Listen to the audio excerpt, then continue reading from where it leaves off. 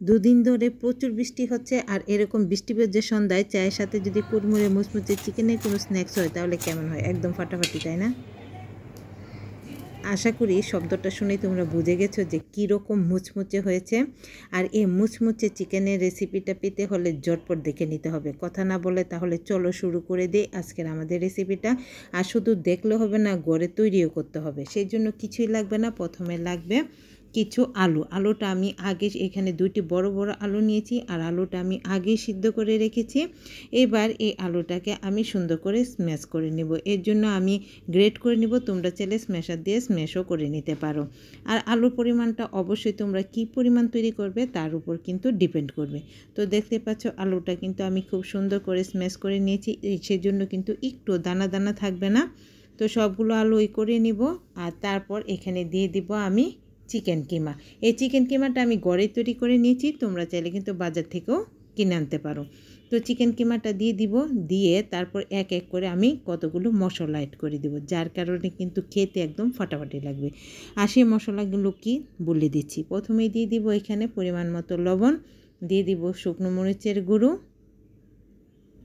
দিয়ে দিব এখানে আমি ভাজা জিরের গুঁড়ো, আর তারপর গরম মশলা এবং শুকনো মরিচ একসাথে শুকনো খোলায় ভেজে তারপর গুঁড়ো করে রেখেছিলাম, সেই গুঁড়ো মশলাটা দিয়ে দিলাম চাট মশলা। তারপর এখানে দিয়ে দিব আমি গোলমরিচ গুঁড়ো। এই সবগুলো মশলায় আমি 1/3 চামচ করে দিয়েছি। আর এটা কিন্তু অবশ্যই তোমরা কি পরিমাণ নিচ্ছ তার উপর ডিপেন্ড করবে। তারপর এখানে দিয়ে দিলাম আমি গ্রেট করে নেওয়া পেঁয়াজ, দিয়ে দিব কিছু কাঁচামরিচ কুচি, দিয়ে দিব 1 চামচের মতো ধনেপাতা কুচি, দিয়ে দিব এখানে 1/3 চামচ আদা রসুন পেস্ট, তারপর দিয়ে দিব এখানে সয়া সস, দিয়ে দিব একটু চিলি সস, তোমরা চাইলে টমেটো সস থাকলে টমেটো সসও দিতে পারো। তো চিলি সসটা দিয়ে দিলাম। এরপর এখানে আমি অ্যাড করে দিব কুড়মুড়ে মুচমুচে করার জন্য 1/3 কাপ কর্নফ্লাওয়ার। যদি ঘরে একান্তই কর্নফ্লাওয়ার না থাকে তাহলে কিন্তু একটু চালের গুঁড়োও দিয়ে দিতে পারো।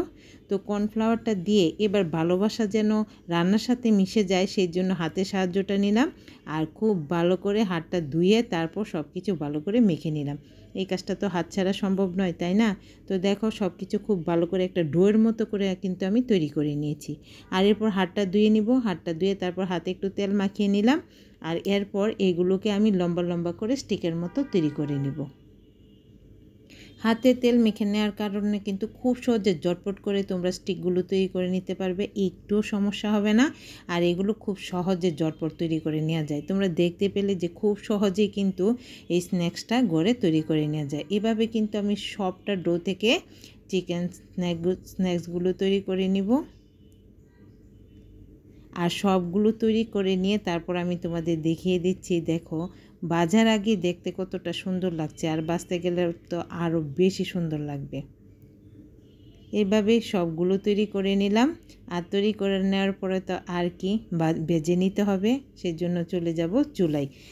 আগে থেকে আমি একটি প্যান বসিয়ে দিয়েছিলাম, আর তেলটাও খুব ভালো করে গরম করে নিয়েছি। আর তারপর মিডিয়াম আঁচে এগুলো আমি খুব সুন্দর করে ভেজে নেব। অবশ্যই কিন্তু মিডিয়াম আঁচে ভাজতে হবে। যদি তোমরা ফুল আঁচে ভাজো সেক্ষেত্রে দেওয়ার সাথে সাথে লাল হয়ে যাবে, আর ভিতরটা ততটাও কুড়মুড়ে মুচমুচে হবে না।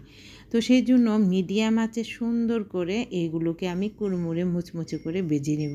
আর এইগুলো কিন্তু অবশ্যই খুব সুন্দর করে নেড়ে চেড়ে সব দিক থেকে যেন সমানভাবে পারফেক্টলি ভাজা হয় সেই দিকে খেয়াল রাখতে হবে। দেখতে পাচ্ছ আমি কিন্তু অনবরত নেড়ে চেড়ে সব দিক থেকে ভেজে তারপরে একদম লাল লাল করে ভেজে নিয়েছি।